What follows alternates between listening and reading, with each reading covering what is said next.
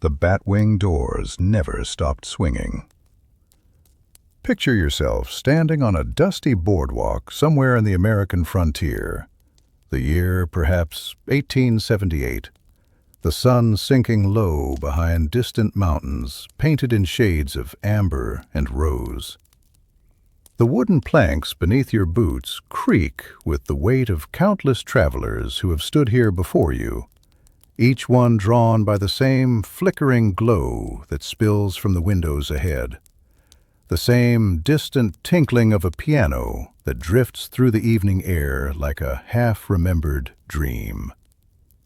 This is the entrance to a Wild West saloon, and whether you know it or not, you are about to step into a world that operates by its own peculiar rules, where fortunes change hands with the turn of a card, and where the line between civilization and chaos is as thin as the rim of a whiskey glass. Feel the weight of history around you as you approach those famous swinging doors.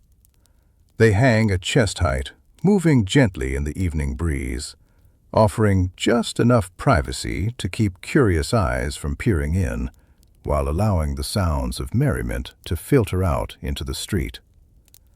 The saloon owner designed them deliberately, knowing that the laughter and music escaping through those gaps would draw weary cowboys and lonesome miners like moths to a flame.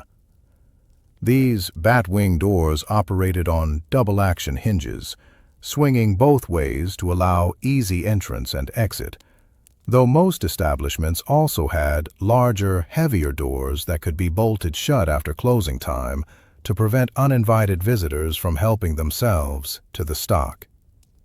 And if you drift off here, nothing important will be missed, for this story will carry on like the gentle flow of a river finding its way to the sea. The first Wild West saloon appeared in 1822 at a remote trading post called Brown's Hole, nestled near the borders of Wyoming, Colorado, and Utah.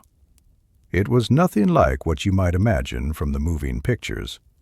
Instead, it was little more than a canvas tent stretched over wooden poles, a place where fur trappers could gather after months alone in the wilderness, men whose beards had grown long and whose eyes had taken on that distant quality that comes from staring too long at empty horizons.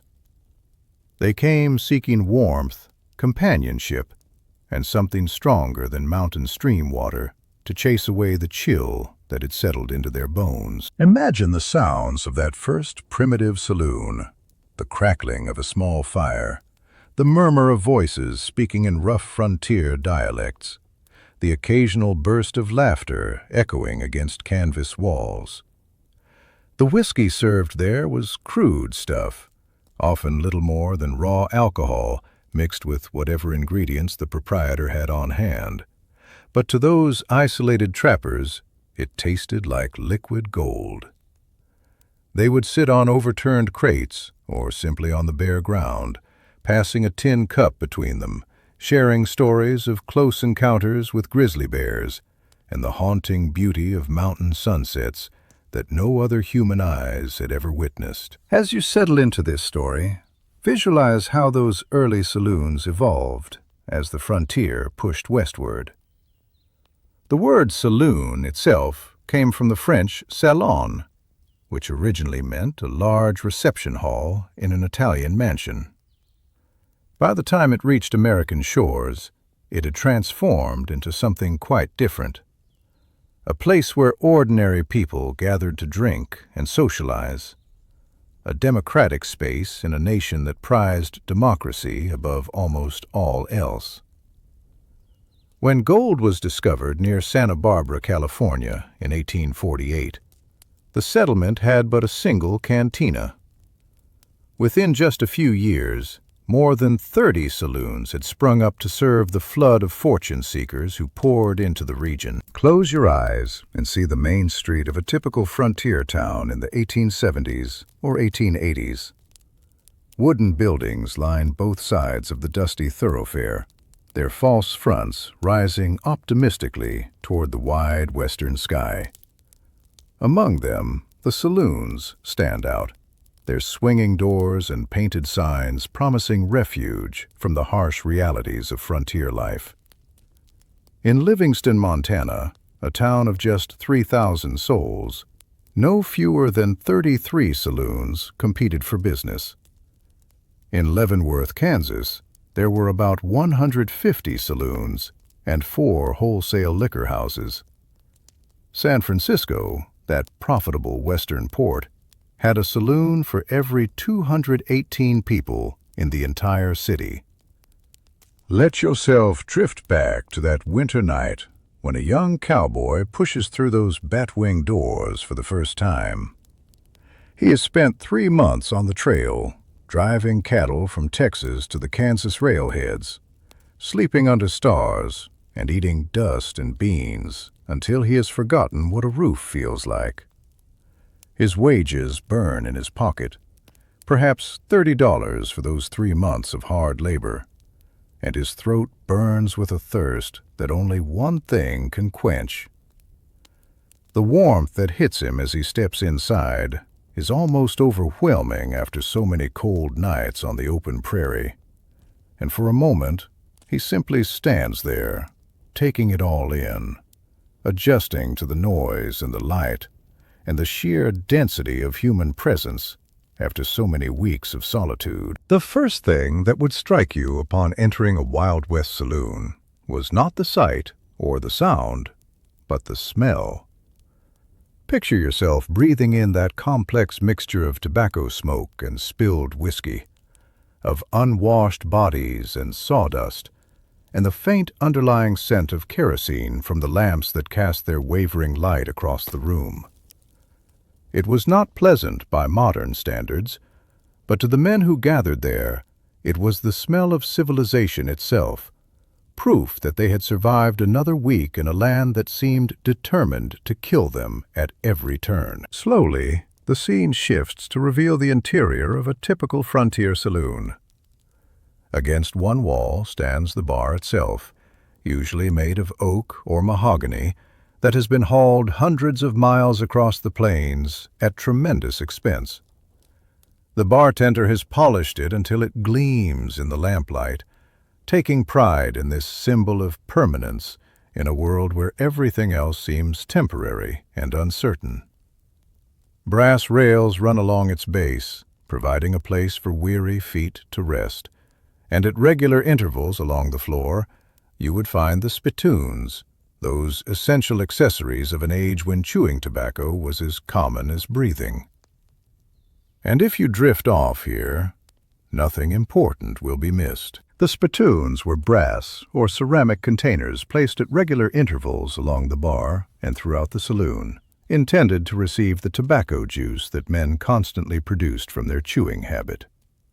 The reality was that most men had notoriously bad aim, and the floors around the spittoons were perpetually stained and sticky. To combat this problem, many saloon keepers covered their floors with sawdust, which absorbed some of the mess and could be swept out and replaced periodically. The sawdust had other benefits as well, muffling footsteps and providing a bit of cushioning for feet that had spent long hours in the saddle. The walls might be decorated according to the tastes of the proprietor and the expectations of his clientele. In a cow town on the Texas plains, you would see longhorn skulls and worn leather saddles, perhaps a collection of branding irons representing the various outfits that drove their herds through the region. In a mountain mining camp, the decor might run to pickaxes and gold pans, or the mounted heads of elk and deer that local hunters had brought down in the surrounding hills.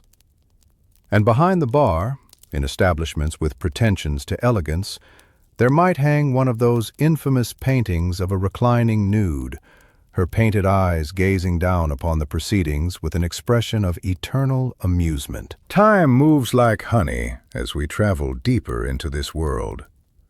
The lighting in most saloons came from kerosene lamps or candles, casting shadows that danced and flickered across weathered faces.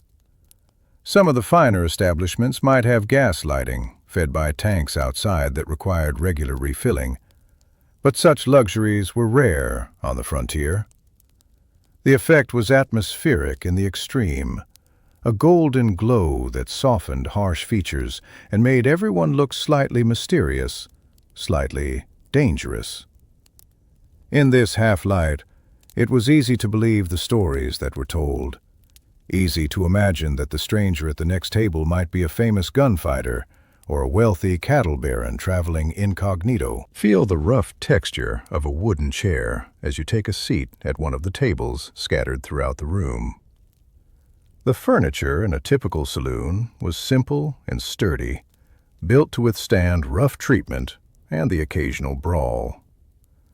Tables were often round, making it easier for card games to proceed without anyone having a positional advantage. And the chairs were heavy enough that they could not be easily thrown, but not so heavy that they could not be quickly overturned if trouble arose. Everything in a saloon was designed with one eye toward profit and one eye toward survival. The bar itself was typically a stand-up affair in the early days, with no stools provided for customers. This was partly practical, as standing men drink faster than sitting men, and partly a matter of frontier etiquette.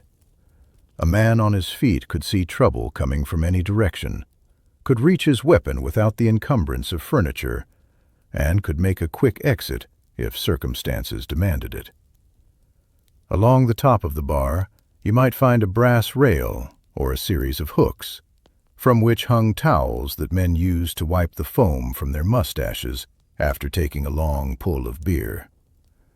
These towels were rarely washed, a detail that speaks volumes about the standards of hygiene in an era before running water became commonplace. Breathe deeply and let the years fade away as you consider what it meant to walk into such a place after weeks or months of isolation. The frontier was vast and empty, and the men who worked it often went for long stretches without seeing another human face. Cowboys on trail drives, miners in remote camps, homesteaders on isolated farms, they all shared the particular loneliness that comes from living in a land so big that human beings seem like afterthoughts. The saloon offered them something precious, the simple pleasure of human company, of voices raised in argument or laughter, of belonging, however briefly, to a community of fellow travelers through this strange and dangerous world. Picture yourself walking through the smoky interior, past tables where men hunch over cards or dice, past the long bar where cowboys lean with one boot on the rail, past the corner where a piano player coaxes music from an instrument that has survived rough handling and frontier conditions. The piano was a symbol of civilization in these remote outposts, and saloon owners went to tremendous expense to have them shipped from the east, knowing that the tinkling of those keys would draw customers like nothing else. In smaller establishments, a player piano might substitute for the real thing, its mechanical innards grinding out popular tunes without the need for human intervention. But in the grander saloons, a skilled pianist was a prized employee, someone who could read the mood of the room and adjust his playing accordingly. In the gentle flow of time, you begin to notice the cast of characters who populate this smoky underworld. There at the bar stands a cattle buyer from Kansas City, his Eastern clothes marking him as an outsider, even as his confident manner suggests he has made this journey many times before. Beside him leans a weathered cowboy whose sun-darkened skin and calloused hands tell the story of a life spent in the saddle. At the faro table, a professional gambler in a black coat deals cards with the smooth precision of a man who has spent years perfecting his craft, his eyes missing nothing, his face betraying nothing. And in the corner, nursing a glass of whiskey he cannot quite afford, sits a drifter whose name no one knows and whose story no one asks about. For in the saloon, a man's past was his own business. And you can let this moment blur softly and the story will carry on. The social dynamics of the frontier saloon were complex and fascinating. These were democratic spaces in a way that few other institutions of the era could claim to be. A wealthy rancher might find himself sharing a drink with the men who worked his cattle, and, for a few hours at least, the rigid hierarchies of the outside world were suspended. This was not to say that all were truly equal, for the frontier had its own status markers, its own measures of worth. A man was judged by his courage, his skill with weapons, his ability to hold his liquor without making trouble. But the accident of birth that meant so much in the drawing rooms of the East counted for little in the saloons of the West. Meanwhile, somewhere in the distance, the piano continues its gentle rhythm. The bartender, or barkeep as he was often called, occupied a unique position in frontier society. He was part servant and part counselor, part businessman and part confessor. A good bartender knew everyone's name, remembered everyone's preferred drink, and kept everyone's secrets. He was often one of the most influential men in town, his establishment serving as an unofficial clearinghouse for information, gossip, and opportunity. Business deals were struck at his bar, political alliances formed, jobs offered and accepted. The bartender also served as the first line of defense when trouble arose. He kept a weapon behind the bar, usually a shotgun or a heavy club, and he was expected to use it, if necessary, to maintain order. In some establishments, particularly in the rougher mining camps, customers were required to check their guns at the door, hanging them on pegs or depositing them in a lockbox before being served. This was not so much a matter of law enforcement as it was simple business sense. For a dead customer was a customer who could no longer buy drinks, and a bullet hole in the back bar mirror was expensive to repair. Imagine the sounds of a busy evening in full swing, the clink of glasses, the shuffle of cards, the murmur of a dozen conversations overlapping and interweaving. Someone calls for another round, and the bartender moves with practiced efficiency, filling glasses from bottles that bear labels both familiar and strange. Some of the whiskey comes from legitimate distilleries in Kentucky or Tennessee, shipped west at great expense and sold at prices that only the most successful miners or cattle barons can afford. But most of what the frontier saloon served was something else entirely, a concoction that bore only the most distant relationship to true whiskey. Let yourself drift back to understand the reality of frontier alcohol. The whiskey served in most Wild West saloons was a far cry from the smooth spirits we know today.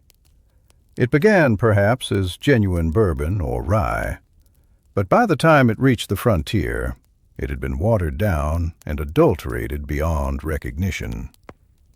Middlemen, called rectifiers, would buy whiskey from distilleries and then stretch it with water and neutral grain spirits, adding ingredients to restore the color and flavor that dilution had stolen away. Burnt sugar gave the mixture a convincing amber hue. Chewing tobacco added depth and darkness. And then there were the more alarming additions. The cayenne pepper that provided a burning sensation the drinker might mistake for proof of strength. The sulfuric acid that some unscrupulous dealers added to give their product bite. Even the strychnine that in small doses produced a stimulating effect. There will be nothing to solve right now, only a quiet passing of time as you consider these strange recipes. The names given to frontier whiskey spoke volumes about its quality and effects. Coffin Varnish was said to preserve the internal organs, much as actual varnish preserves wood. Taos Lightning struck drinkers with sudden and devastating force. Red-eye left its consumers with bloodshot gazes the morning after. Skullbender, 40 Rod, Stagger Soup, Each name told its own cautionary tale. The term firewater had originated in the fur trading days, when merchants would pour a sample of their whiskey onto a campfire to demonstrate its alcohol content to skeptical Native American customers. If it burned, it was considered genuine, and this dramatic proof became a selling point throughout the frontier era. One particularly notorious recipe for frontier whiskey went something like this. Start with a gallon of raw alcohol. Add a pound of chewing tobacco for color, a pound of blackstrap molasses for sweetness, a handful of red Spanish peppers for heat, and 5 gallons of river water to stretch the mixture. Then, for good measure, drop in a couple of rattlesnake heads, which were supposed to give the brew its spirit. The final test of readiness was to drop a horseshoe into the barrel. If it sank, the whiskey needed more time. If it rose to the surface and floated, the whiskey was ready to drink. Slowly, the scene shifts to the question of price. A shot of whiskey in most frontier saloons cost between 10 and 25 cents, though prices varied widely depending on location and quality. In remote camps like those in the Yukon Territory, where every bottle had to be hauled hundreds of miles over treacherous terrain, a single shot might cost 50 cents or more. Beer was generally cheaper, running about 5 cents a glass in most establishments, though it too suffered from the challenges of frontier transportation. Without refrigeration, beer arrived warm and often spoiled, and even when fresh, it was typically served at room temperature, prompting drinkers to down it quickly before it grew even warmer. Picture yourself taking that first sip of frontier whiskey, feeling it burn its way down your throat like liquid fire. For men who had been drinking nothing but alkali-tinged stream water for weeks, even the worst rot gut tasted like ambition fulfilled.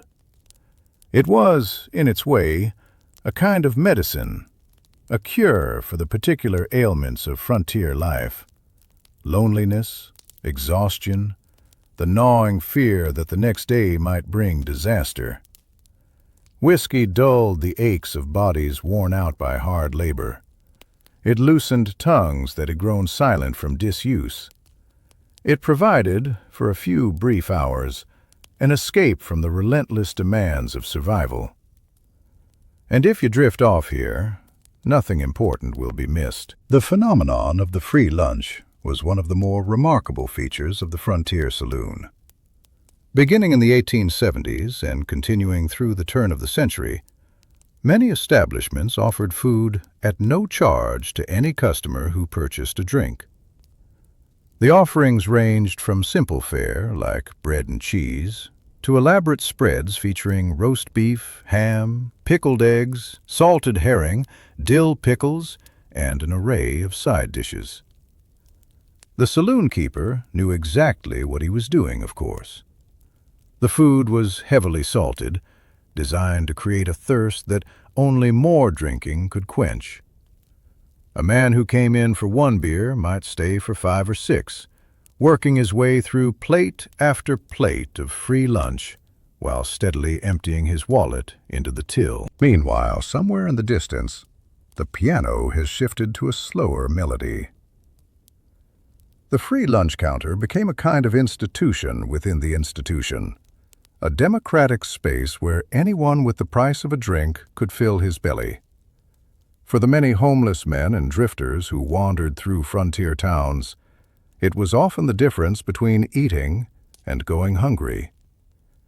Newspapers of the era referred to free lunch fiends, men who had developed the art of nursing a single beer for hours while consuming vast quantities of food. Breathe deeply and let the years fade away. The saloon girls who worked these establishments occupied a unique and complicated position in frontier society. They were not, as popular imagination often assumes, automatically prostitutes, though some certainly were. Many worked simply as entertainers and companions, hired to encourage men to drink and spend money. They might sing, dance, or simply provide pleasant conversation to lonely cowboys far from home. A skilled saloon girl could earn substantial wages, sometimes as much as $10 a week, plus commissions on the drinks she sold. The distinction between saloon girls and what the frontier called soiled doves, or painted ladies, was one that the women themselves were careful to maintain. The dance hall girls who earned their living on the dance floor looked down upon those who earned their living in the rooms upstairs, while the prostitutes who worked in the finer parlor houses looked down upon those who worked in the cheap cribs at the edge of town. It was a hierarchy as rigid in its way as anything in more respectable society. In the gentle flow of time, consider the economics of this world. In the California gold rush camps of 1849 and the years following, women were so scarce that their mere presence commanded a premium. A man might pay $1, the equivalent of a full day's wages for a common laborer, simply for the privilege of a single dance with a woman. The money split between the dancer and the house. And you can let this moment blur softly as the evening deepens and the shadows grow longer. The saloon girls came from every background imaginable. Some were widows left destitute by the death of husbands who had come west seeking fortune. Some were daughters of respectable families who had fallen from grace through scandal or misfortune.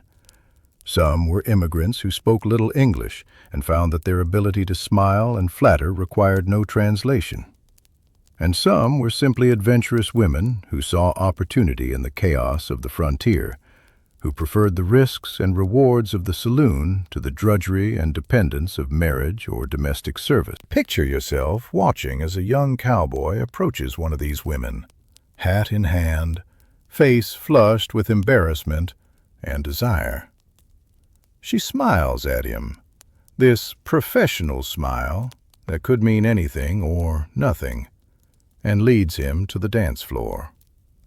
For the next few minutes, in the golden lamplight, with the piano playing something soft and sentimental, they might be any young couple anywhere, lost in the simple pleasure of each other's company. And when the music stops, she will lead him to the bar, where he will buy her a drink that is probably nothing more than colored sugar water, served in a shot glass, but charged the full price of whiskey. And as the hour grows late and the lamplight flickers low, we leave this scene to rest, to continue on another evening. The saloon doors swing gently in the night breeze, keeping their secrets, waiting for tomorrow's travelers to push them open and step inside. And somewhere out there in the darkness, the frontier continues its slow transformation, its journey from wilderness to civilization, one dusty town, one wooden building, one glass of whiskey at a time. But for now, the story pauses here, in this moment of quiet between chapters, leaving only soft questions floating like dust motes in the lamplight. The cards whispered secrets across green felt tables. Picture yourself settling into a wooden chair at the back of a frontier saloon, the lamplight casting long shadows across a table covered in worn green cloth.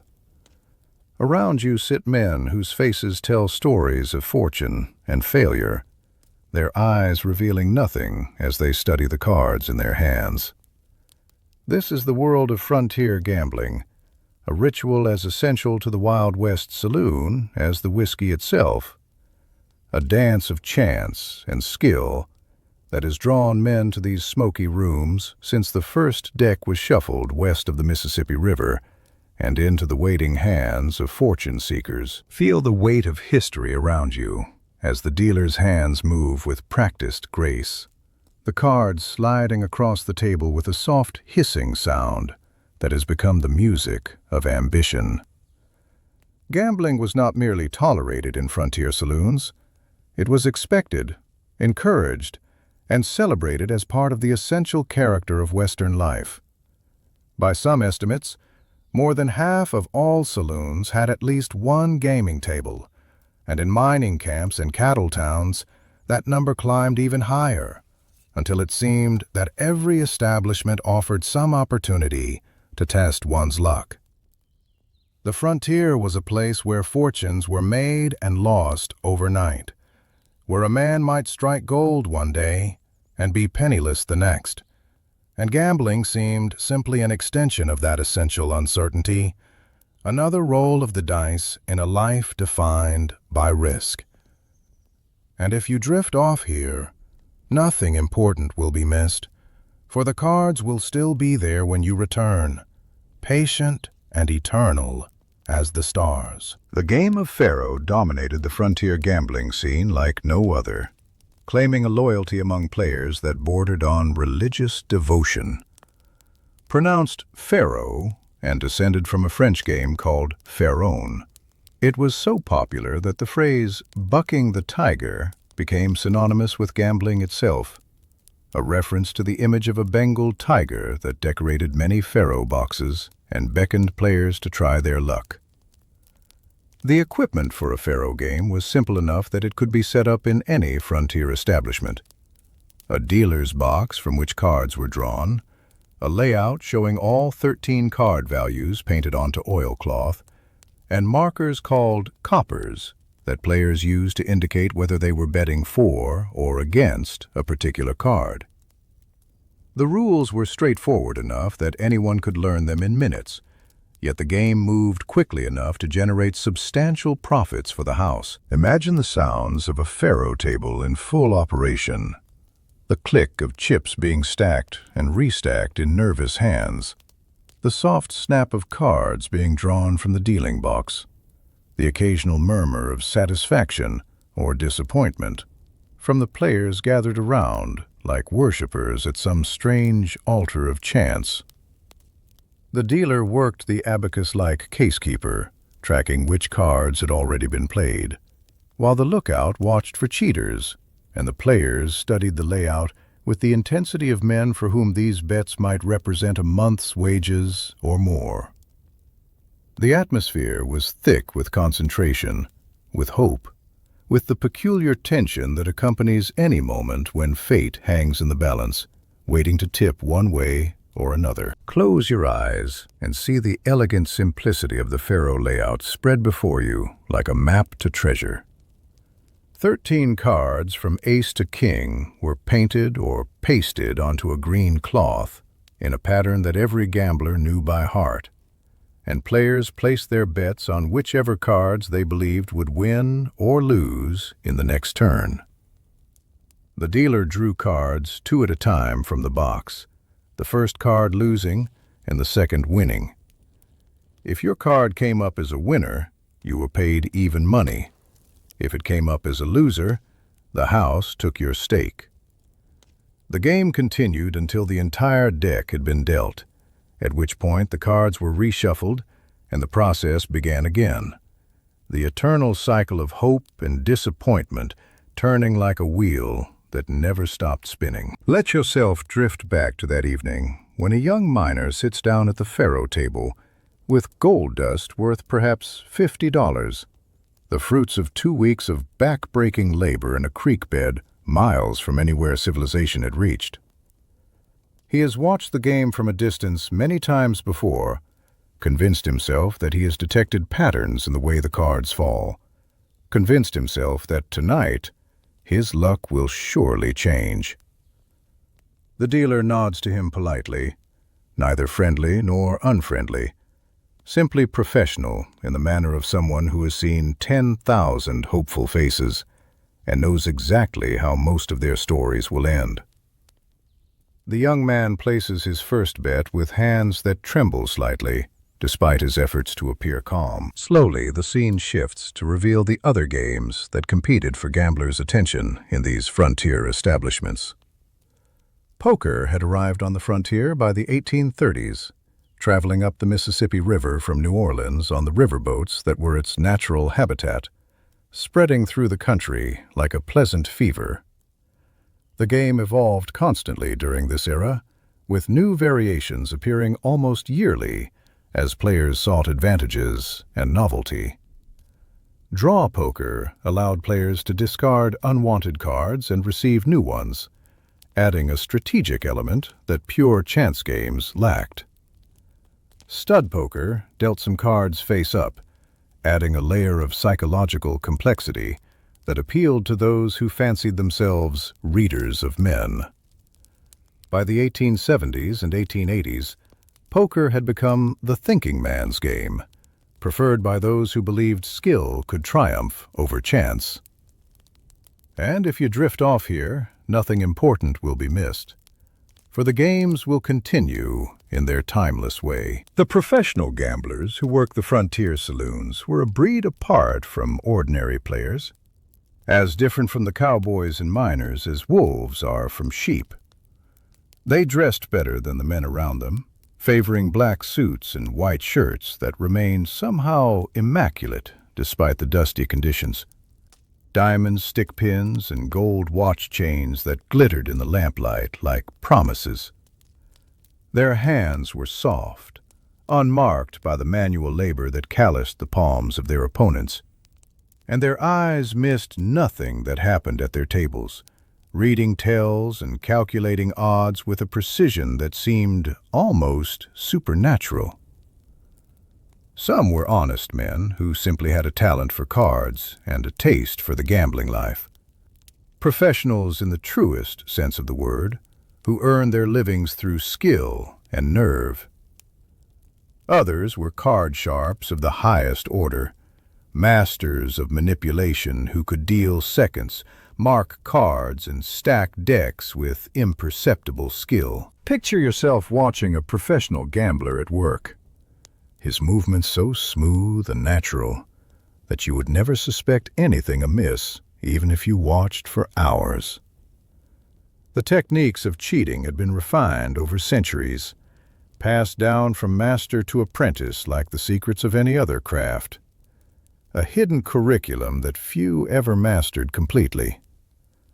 A skilled mechanic, as card cheaters were respectfully called, could deal the second card from the deck while appearing to deal the top, could glimpse the bottom card during a shuffle and position it wherever he wished, could mark the backs of cards with tiny scratches or subtle shadings invisible to untrained eyes, but clear as printed letters to those who knew what to look for.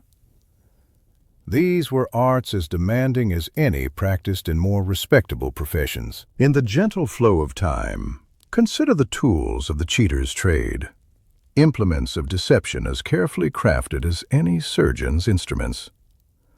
Holdout devices were mechanical contraptions worn under the sleeve, capable of sliding a concealed card into the palm at the press of a hidden lever, operated by the knee or elbow, delivering the needed card at exactly the right moment.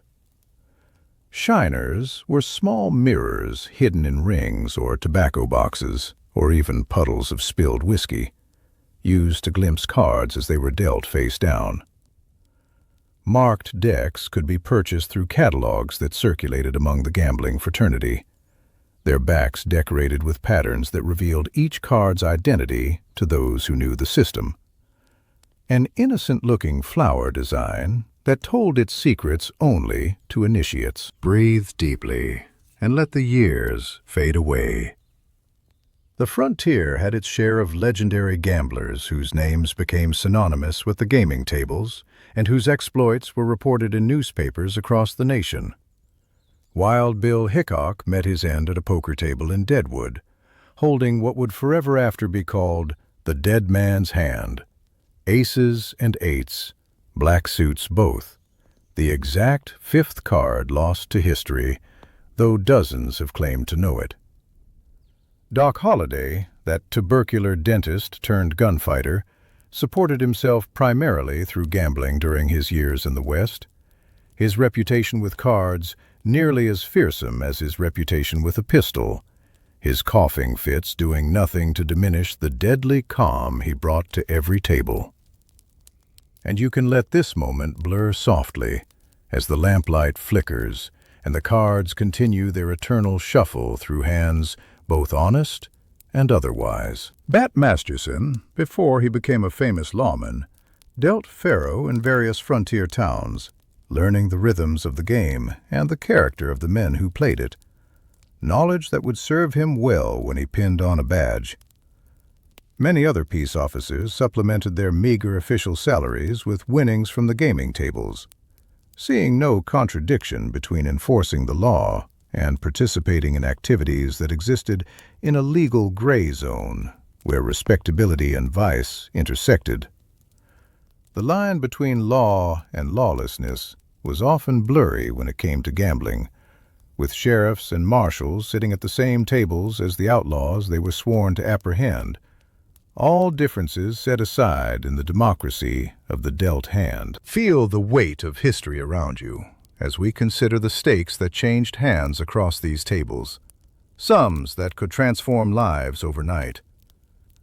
A working cowboy might earn $30 for a month of brutal labor, riding herd from sunup to sundown in all weather, eating dust and enduring hardships that would break lesser men.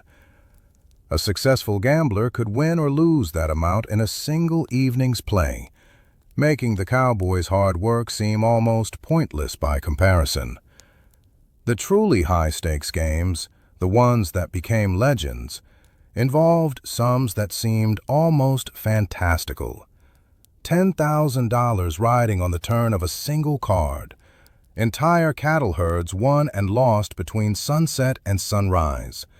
Mining claims that had taken years to develop, changing hands on the fall of the dice. Time moves like honey as we travel to the Monte tables that were particularly popular in the Southwest, where Mexican influence shaped the gambling culture. This ancient game used a Spanish deck of 40 cards, with players betting on which of 2 cards the dealer would match first from the remaining deck. It was fast, simple, and almost impossible to cheat at from the player's side, which made it popular among those who distrusted the more complicated games, where dealers could employ their various deceits. The Monte dealers, often women in the Spanish-influenced regions, developed reputations as formidable professionals in their own right, their skill and poise earning them respect even from men who might not otherwise treat women as equals. Picture yourself at a Monte table in some adobe cantina near the border. The cards painted with cups and swords and coins instead of the familiar hearts and spades. The dealer is a woman of perhaps 40, her face weathered by the desert sun, but her eyes sharp and knowing, her hands moving the cards with a grace that speaks of decades of practice and thousands of hours at the table. She speaks little English, but the language of cards requires no translation, and the miners and cowboys who sit at her table understand perfectly the odds they face and the stakes they risk. And if you drift off here, nothing important will be missed, for the Monte table will still be dealing when morning comes. Imagine the sounds of that cantina, so different from the Kansas cattle towns, yet so similar in essential ways. The soft Spanish being spoken at nearby tables, the clink of glasses and the rustle of cards, the occasional burst of laughter when fortune favors someone unexpected. The air carries the scent of tobacco and tequila, of chili peppers and wood smoke, different from the northern saloons, yet somehow familiar.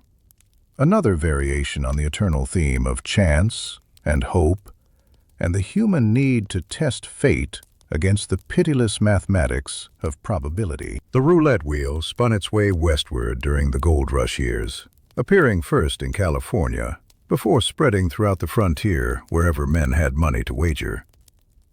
Unlike the card games, roulette was purely a game of chance, the little ivory ball bouncing and clattering across the spinning wheel before settling into one of 38 numbered slots that determined winners and losers with mechanical indifference.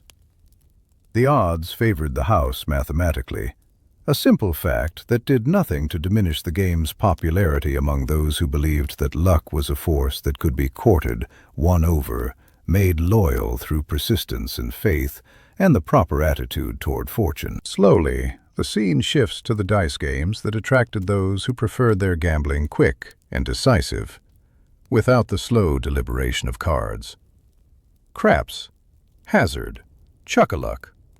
The names varied, but the principle remained the same: the rattle of dice in a leather cup, the clatter as they tumbled across the table, the instant of suspended time before the outcome revealed itself. Some saloons had special dice tables with leather walls to contain the throws, while others simply used any flat surface, even the tops of whiskey barrels or overturned crates. The dice games drew men who liked to shout and cheer, who wanted more excitement than the quiet concentration of the card tables could provide. Let yourself drift back to that moment when the dice leave a gambler's hand, tumbling through the smoky air, time seeming to slow as they spin end over end toward their destination. There is perhaps no purer form of gambling than this. No skill involved, no strategy to master, simply the raw confrontation between human hope and mathematical probability, between what we want and what the universe provides.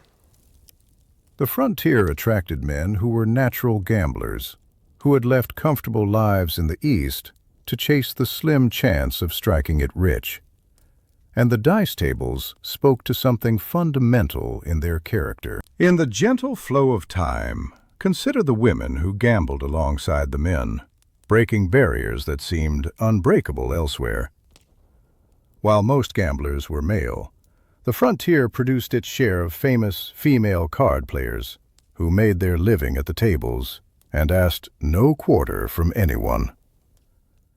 Poker Alice Tubbs dealt cards and smoked cigars in mining camps across the West, reportedly winning thousands of dollars during her long career at the tables.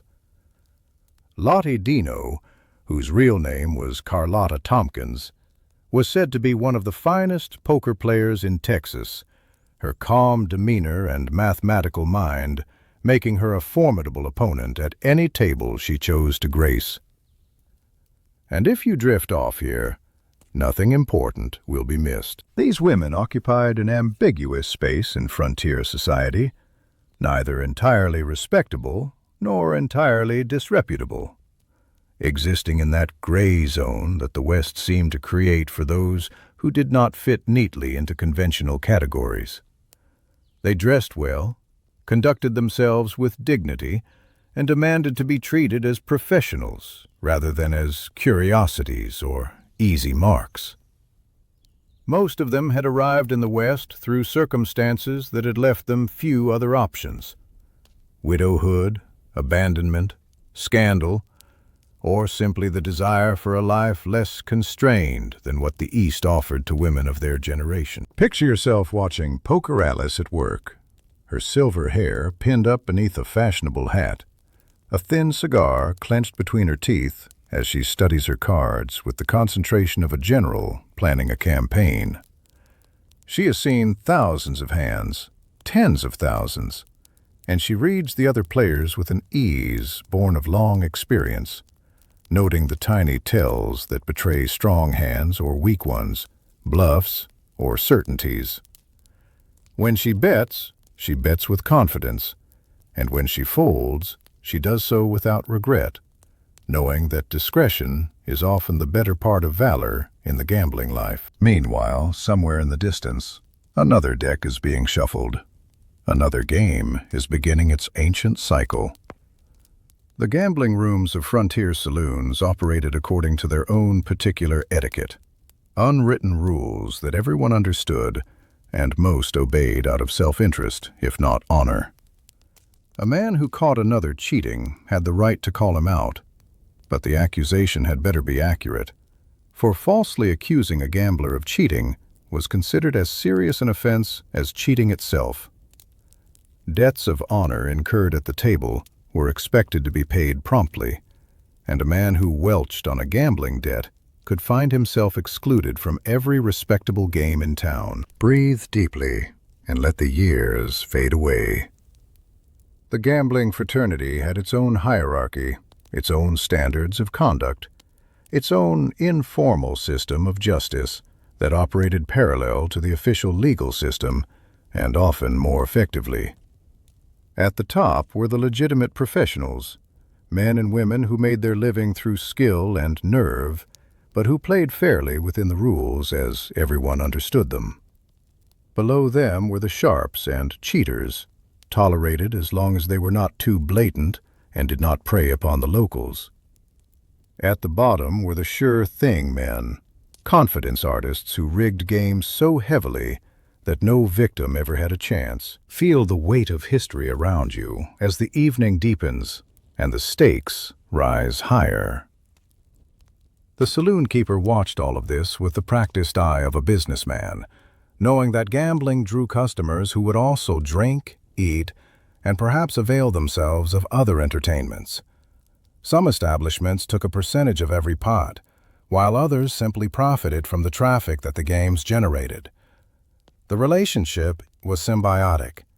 Gambling needed the saloon for space and protection, while the saloon needed gambling to draw the crowds that kept the bartenders busy. And as the hour grows late and the cards grow soft from handling, the tables begin to empty one by one. The professional gamblers count their winnings or calculate their losses, already planning tomorrow's strategies. The amateurs stumble out into the night air to begin the long walk home to cold beds and uncertain mornings. But the tables will be there tomorrow. The cards will be shuffled again. The eternal dance of chance and choice continuing as it has since humans first discovered the sweet uncertainty of the wager. Picture yourself lingering at the bar as the gambling rooms grow quiet, watching the last players cash in their chips or settle their debts. The dealer stretches his fingers, cramped from hours of shuffling and dealing, his eyes tired but his mind still alert, calculating the night's take and comparing it to previous evenings. The lookout, who has spent hours watching for cheaters, finally relaxes his vigilance, knowing that the serious players have departed and only the harmless drunks remain. The evening has been neither spectacular nor disastrous, simply another night in the endless cycle of frontier gambling. And if you drift off here, nothing important will be missed. The superstitions of frontier gamblers deserve a moment of quiet reflection before we close this chapter. Like gamblers everywhere and in every time, those who wagered in frontier saloons developed elaborate beliefs about luck and how to court it. Some carried lucky charms, perhaps a rabbit's foot or a particular coin that had been present during a winning streak. Others observed complex rituals before sitting down to play, entering through a particular door, sitting in a particular chair, or refusing to play with certain individuals whose presence seemed to bring bad fortune. Feel the weight of history around you as the night grows deeper, and the superstitions seem less foolish than they might by daylight. In a world governed by chance, where fortunes could change with the turn of a single card, the desire to believe that luck could be controlled or influenced was not mere foolishness, but a kind of psychological necessity. The gambler who believed he could court Lady Luck through proper behavior was a gambler who could sit down at the table with confidence, and confidence itself was often the difference between winning and losing. The frontier night settles soft around the quiet saloon now. Outside, the stars wheel overhead in their ancient patterns, indifferent to the human dramas that unfold beneath them. Tomorrow the sun will rise, the town will stir to life, and the gambling tables will be ready once more to receive whoever fortune brings through those swinging doors. But for now, there is only silence and rest, and the patient waiting of the cards. And perhaps tomorrow will bring different luck, different cards, a different story waiting to be told beneath the flickering lamplight of another frontier evening. The piano stopped, and silence fell like a held breath. Picture yourself standing near the back of a frontier saloon on a night when the air itself seems charged with something electric and dangerous, a crackling tension that makes the hairs stand up on the back of your neck. The usual sounds have faded away, the laughter and the music and the friendly arguments, replaced by a stillness so complete that you can hear the kerosene lamps hissing softly in their brackets and the distant creak of the building settling on its foundation. Two men stand facing each other across the sawdust-covered floor, their hands hovering near their hips, their eyes locked in that peculiar intensity that precedes violence. This is the moment that legends are made of, though the reality, as always, was far more complicated than the stories suggest. Feel the weight of history around you as you consider the truth about violence in frontier saloons. A truth considerably less dramatic than popular imagination has made it. Despite what countless novels and films have shown us, the Wild West was considerably less wild than we have been taught to believe. Most saloon patrons got drunk, argued, perhaps threw a punch or two, and then stumbled home to sleep it off without any permanent consequences. The average cowboy or miner owned a pistol, but rarely used it for anything more dramatic than shooting at snakes or signaling distress across empty miles of prairie. The legendary gunfights at high noon, two men facing each other in the dusty street with hands hovering over holstered revolvers, were extraordinarily rare events that became famous precisely because they were so unusual. And if you drift off here, nothing important will be missed. For this story will wait patiently for your return. The statistics tell a story quite different from the myth that has grown up around the Wild West. Dodge City, Kansas, that most famous of all cowtowns whose very name has become synonymous with lawlessness, recorded only 15 killings during its wildest decade, and not all of those involved gunfights in the classic sense. Tombstone, Arizona, site of the legendary shootout at the OK Corral, averaged about 3 homicides per year during its peak years of population and activity. These numbers are hardly insignificant, and they translate to murder rates higher than most modern American cities, but they pale in comparison to the constant theatrical violence that the movies suggest was everyday life.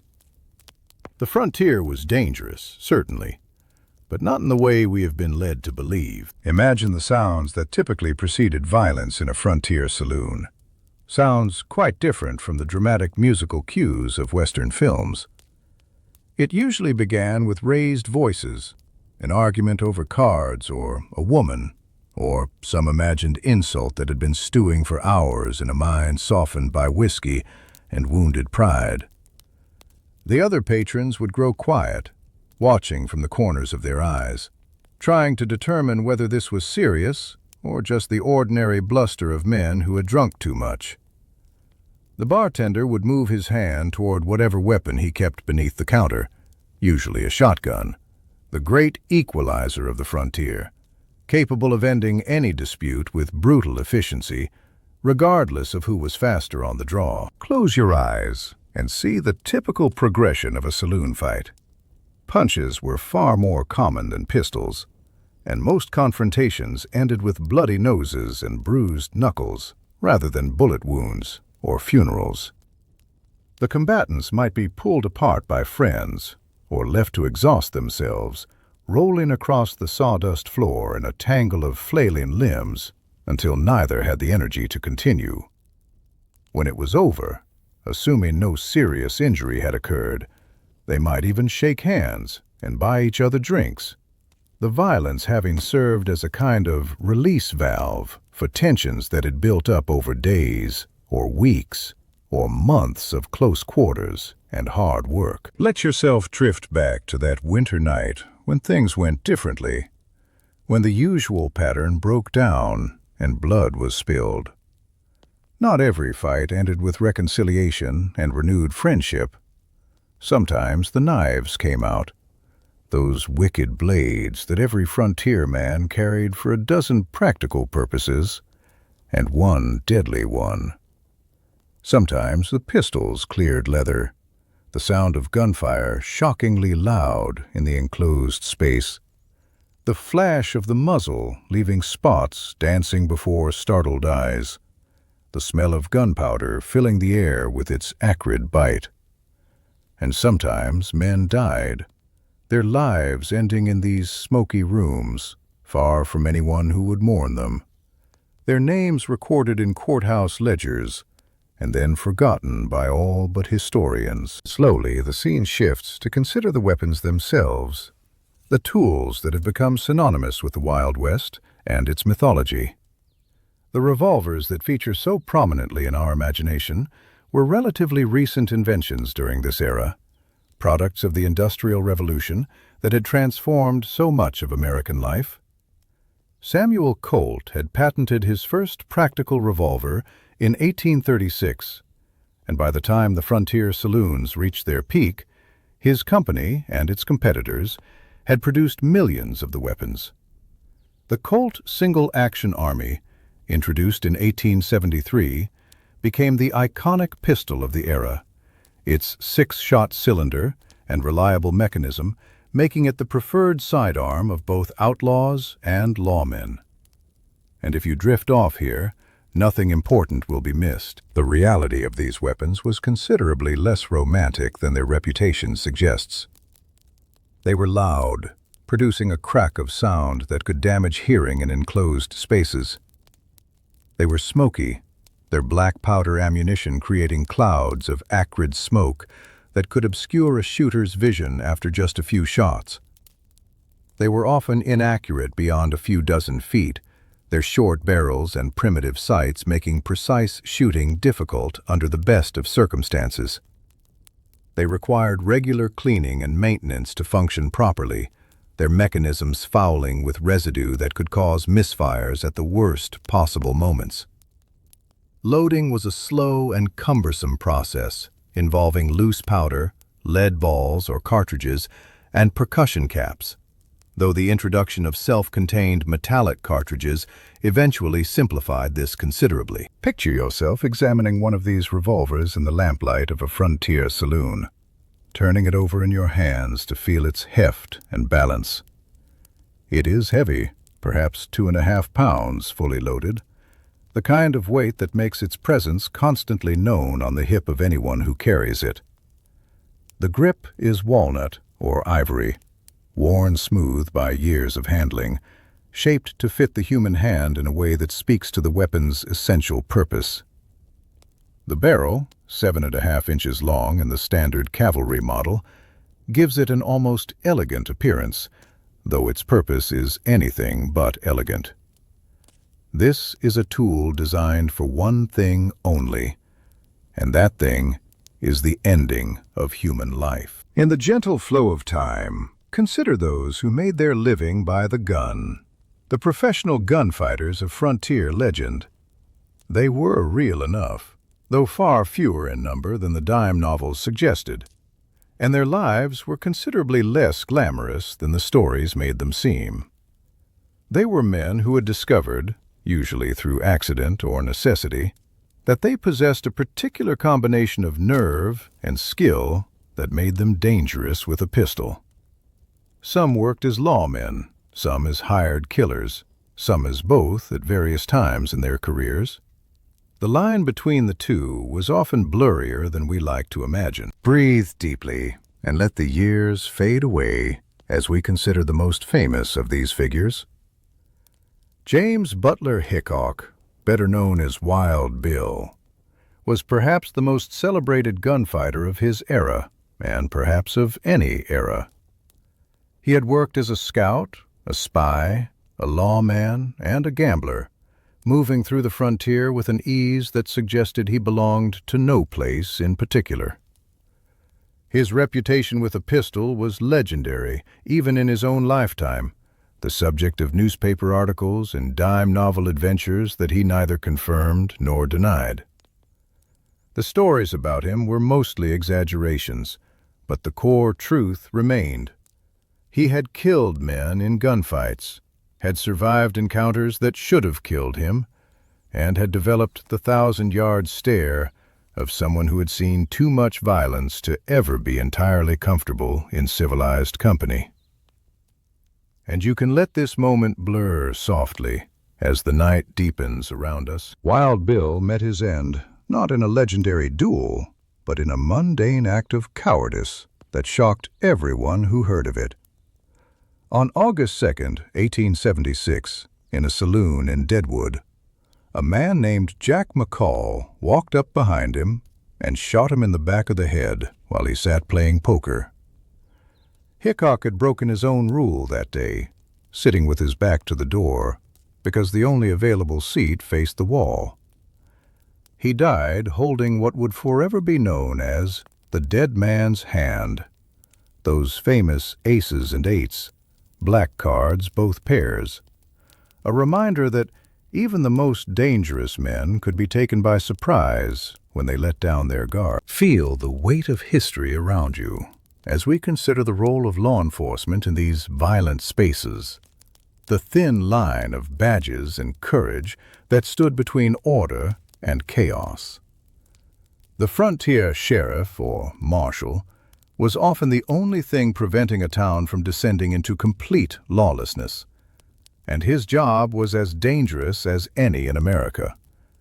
He might earn $50 or $100 a month to keep the peace in a town full of armed men who had been drinking steadily since noon, men whose tempers were short and whose respect for authority was limited.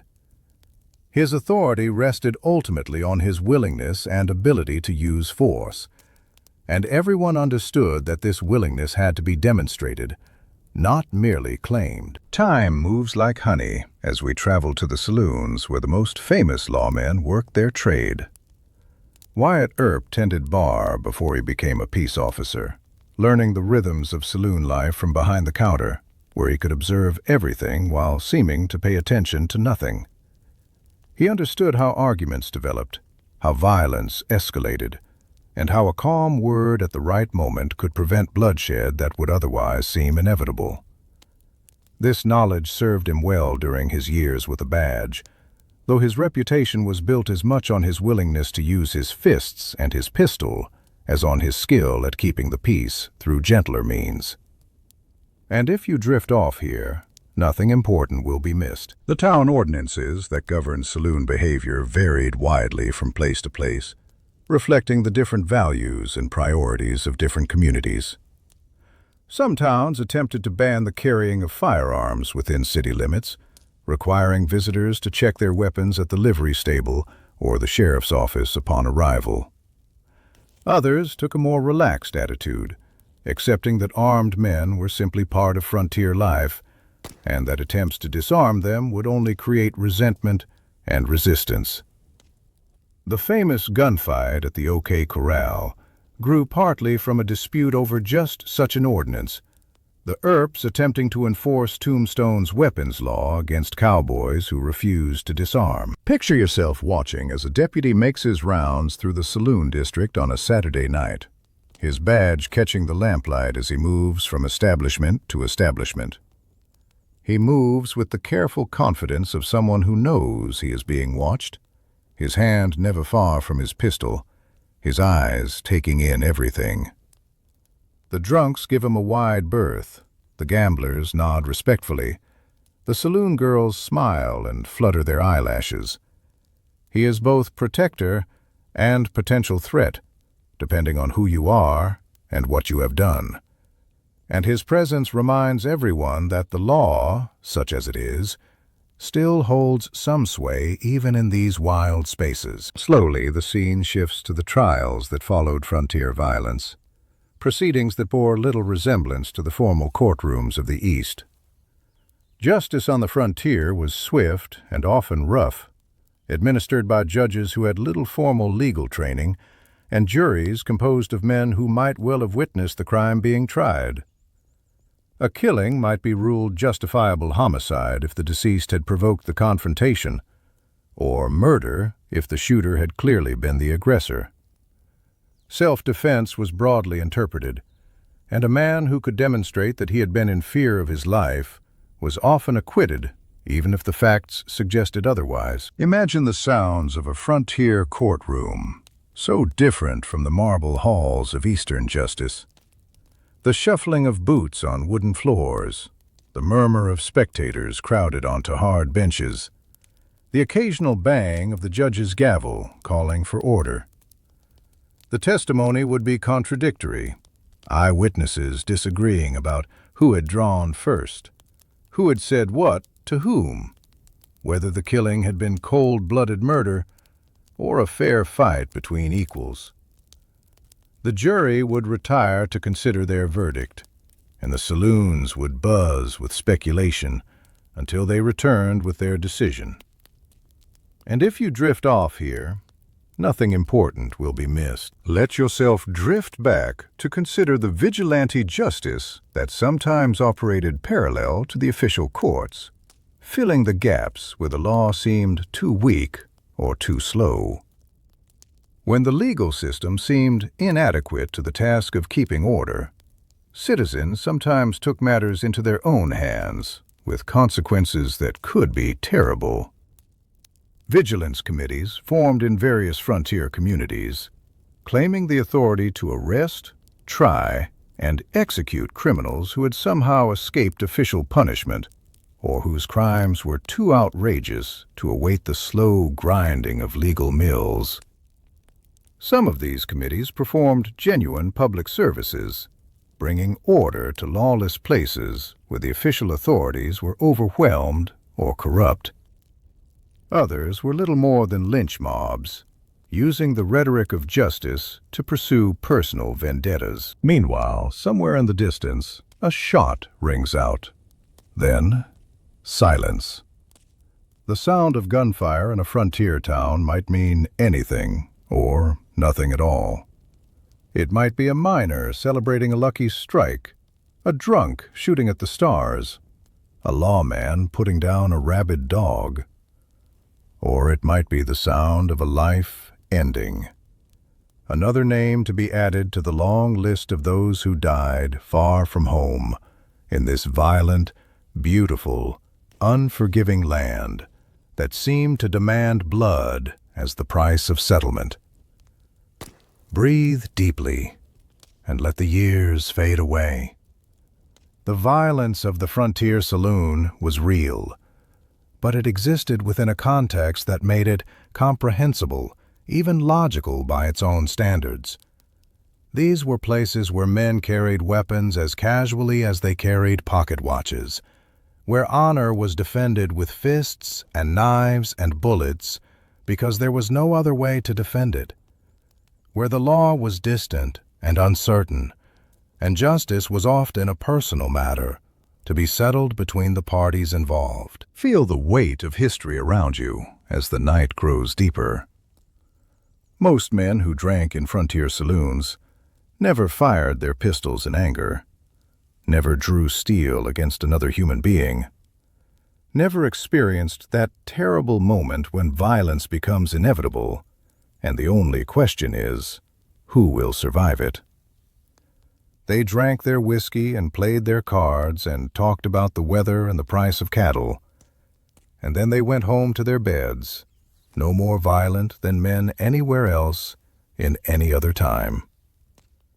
The gunfighters and the killers were the exceptions, not the rule, though their stories have come to dominate our understanding of the era. Picture yourself observing the aftermath of a saloon dispute that ended without bloodshed, the most common outcome by far. Two men who had been shouting at each other moments before now sit at opposite ends of the bar, nursing their drinks in sullen silence. The tension is drained away like water through sand, leaving only embarrassment and perhaps a grudging mutual respect. Tomorrow they may be friends, or they may carefully avoid each other for the rest of their days. The frontier accommodated both outcomes with equal ease. Slowly, the scene shifts to the women who found themselves caught up in saloon violence, sometimes as causes, sometimes as victims, sometimes as unexpected participants. The painted ladies who worked the frontier saloons knew that their profession carried risks beyond the obvious ones. A jealous customer might turn violent without warning. A drunken brawl might spill into their rooms uninvited. The protection offered by saloon keepers and their employees was real but imperfect, and more than one working woman met her end in circumstances that the official records preferred to overlook. And if you drift off here, nothing important will be missed. The sheriff or marshal who kept the peace in frontier towns faced an impossible task, outnumbered and often outgunned by the very citizens he was supposed to protect. His authority depended less on the badge he wore than on his personal reputation and his willingness to use force when necessary. The successful peace officers of the frontier era were men who could project an aura of danger that made potential troublemakers think twice, who could diffuse a situation with a word or a look before it escalated beyond control. The ones who relied solely on their legal authority often did not survive long. Breathe deeply and let the years fade away as we consider the medical realities of frontier gunshot wounds. A man struck by a bullet in this era faced grim odds that no modern person would accept. There were no antibiotics to prevent infection, no blood transfusions to replace what was lost, no sophisticated surgical techniques to repair damaged organs. A wound that a modern emergency room might treat as routine was often a death sentence on the frontier, the patient lingering for days or weeks as infection spread through his body, as gangrene set in, as the primitive medical knowledge of the era proved inadequate to the challenge. In the gentle flow of time, the saloon settles into its late-night quiet as the troublemakers are escorted out or pass out where they sit. The serious drinkers nurse their final glasses in companionable silence, the warmth of the whiskey spreading through tired bodies. The bartender begins wiping down the counter, his movements slow and mechanical after so many hours on his feet. The lamps burn lower, their light seeming to retreat into itself as the oil runs thin and the night grows old. Picture yourself in that quiet hour when even the most determined drinkers begin to feel the weight of exhaustion pressing down upon them. The conversations have faded to murmurs and then to silence.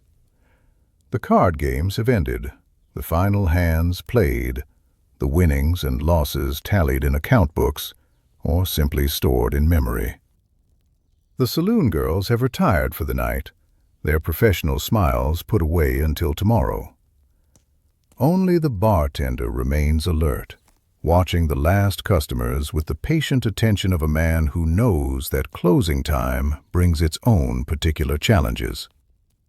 And you can let this moment blur softly as the night deepens toward morning. The ritual of closing a frontier saloon had its own particular rhythm, developed over years of practice. The bartender would announce last call, then begin the slow process of convincing the remaining customers that it was time to leave. Some went willingly, others required persuasion, and a few required physical assistance to find their way to the door. The shotgun kept beneath the bar was rarely needed, but its presence provided a certain finality to any discussion about whether the establishment was truly closing. And as the hour grows late, and the threat of violence fades with the dying light, we leave this scene to rest. Tomorrow will bring new faces, new arguments, new possibilities for both friendship and conflict. But for now, the frontier sleeps, and the saloons stand quiet in the darkness, their doors closed against the night, their secrets kept for another day. The moon hangs low over the empty street, casting long shadows across the boardwalk where so many boots have walked before. Perhaps the gunfighter in the corner will live to see the sunrise, Or perhaps fate has already dealt him his final hand, the cards face down, the outcome still uncertain in the great gamble of frontier life. Some saloons became legends in their own time, their names spoken with reverence. Picture yourself standing before the Long Branch Saloon in Dodge City, Kansas, its wooden facade rising against the wide prairie sky like a monument to everything the frontier represented. This is perhaps the most famous saloon in American history, immortalized in countless stories, and eventually in a television series that would bring its name into living rooms across the nation for 2 decades. The real Long Branch was considerably smaller and less glamorous than its legend suggests, but it was real, a place where real people gathered to drink and gamble and escape the relentless demands of frontier life, a place where history happened in the ordinary way that history usually happens. Feel the weight of history around you as you step through those famous doors into a room that has witnessed so much. The Long Branch opened in 1874, taking its name from a fashionable resort town in New Jersey, as if the owners hoped to bring some Eastern sophistication to this dusty cattle town at the end of the railroad line, where the great herds ended their long journey north. Inside, the room stretched perhaps 60 feet long and 20 feet wide, with a bar along one wall and gaming tables scattered throughout. Nothing about it was particularly remarkable, except for the people who gathered there, the cowboys and gamblers and lawmen whose names would become synonymous with the Wild West. And if you drift off here, nothing important will be missed, for the Long Branch will still be standing when you return. Wyatt Earp walked these floors, his boots leaving tracks in the sawdust alongside those of Bat Masterson and Doc Holliday, and dozens of other figures whose names have become legend. They drank at this bar, played cards at these tables, and negotiated the complex social dynamics of a town where violence was always possible and often necessary, where the line between law and lawlessness was drawn and redrawn depending on who held the power at any given moment.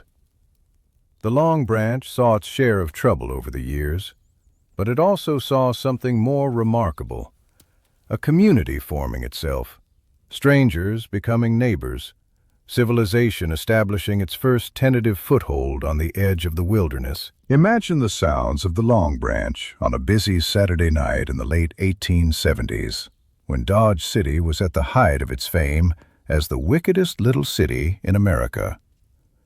The cattle drives had just ended, and the cowboys who had spent months on the trail were spending their wages with the abandon of men who knew that tomorrow might never come. The piano played something lively while couples danced across the sawdust floor, their feet keeping time to rhythms brought from a dozen different homelands.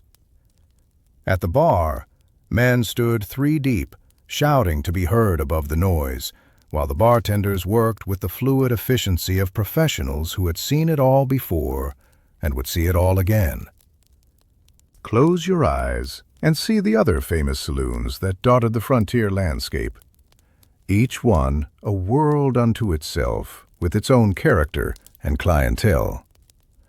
In Tombstone, Arizona, the Oriental Saloon was considered the finest establishment in town, its gambling room featuring some of the highest stakes games in the entire territory. Wyatt Earp himself held an interest in the gambling operation there, a common arrangement that blurred the lines between law enforcement and business in ways that seemed perfectly natural at the time, but would be considered scandalous by later standards. Let yourself drift back to that evening in San Francisco, when the Barbary Coast was at its peak of notoriety and danger. This waterfront district was home to some of the most notorious saloons in American history, establishments that made the Kansas cattle towns look almost respectable by comparison. Names like the Morgue, the Slaughterhouse, and the Devil's Acre suggested the character of these places. where sailors fresh from months at sea were separated from their wages with remarkable efficiency, and where violence was not merely possible, but probable on any given night. Slowly, the scene shifts to consider the regional variations that made each frontier saloon unique, reflecting the character of the land and the people who settled it. In the Southwest, the influence of Spanish and Mexican culture was evident in everything from the architecture to the drinks served behind the bar. Adobe walls kept the interiors cool in the brutal desert heat, their thick mud brick construction providing insulation that wooden buildings could never match. Tequila and mezcal competed with whiskey for the attention of thirsty patrons, and the Monte tables attracted players familiar with the game from their travels south of the border. And if you drift off here, nothing important will be missed. In the mountain mining camps of Colorado and Nevada, the saloons catered to a different clientele entirely. Men who had come from around the world seeking the precious metals hidden in the earth. The miners who gathered there were often European immigrants, Welsh and Cornish and Germans who had brought their own drinking traditions across the ocean, along with their mining expertise. They preferred beer to whiskey when they could get it, and they sang songs from the old country when the night grew late and the loneliness became too heavy to bear. Their saloons were often the only public spaces in camps that had sprung up overnight around a promising strike, the one place where men could gather as a community. Picture yourself in one of these mountain saloons, the walls perhaps hewn from rough logs brought down from the slopes above, the ceiling low enough that a tall man must duck to avoid the beams. Outside, the temperature has dropped below freezing, and the wind howls through the gaps in the walls. But inside, a pot-bellied stove throws enough heat to make the room almost comfortable. The men gathered here have spent their day hundreds of feet underground, breathing bad air and fearing the cave-ins that claimed lives with depressing regularity. Tonight, they drink to forget, to celebrate survival, to remind themselves that they are still alive. In the gentle flow of time, consider the saloons of the Pacific Northwest, where logging camps and lumber towns created their own distinctive drinking culture, shaped by the demands of the timber industry. The men who felled the giant trees and floated them down rushing rivers to the mills were a rough breed, accustomed to danger and isolation in equal measure. Their saloons were often little more than shacks, built quickly and abandoned just as quickly when the timber played out and the camps moved on to virgin forest. The transience of these establishments gave them a particular atmosphere, a sense that nothing was permanent and everything was possible. Breathe deeply and let the years fade away. The cattle towns of Kansas and Texas developed yet another style of saloon, shaped by the rhythms of the great drives that brought millions of cattle from the southern ranges to the northern railheads. These saloons operated on a seasonal basis, quiet for much of the year when the only customers were locals, then exploding into frantic activity when the herds arrived and the cowboys collected their pay. A saloon keeper in Abilene or Wichita might make most of his year's profit in a few wild weeks at the end of each drive, then settle in for months of relative quiet until the cycle began again. And you can let this moment blur softly as the evening settles into its familiar patterns. The architectural styles of frontier saloons reflected both practical necessities and aspirations toward respectability. The simplest establishments were little more than tents or dugouts, temporary structures that could be erected quickly and abandoned without regret when the boom ended and the crowds moved on. As towns became more established, these gave way to wooden buildings, often featuring the distinctive false fronts that made small structures appear larger and more impressive than they actually were. The most prosperous saloons might eventually build in brick, a statement of permanence in a world where everything else seemed temporary. Feel the weight of history around you as we consider the daily rhythms of saloon life, the patterns that gave structure to existence on the frontier.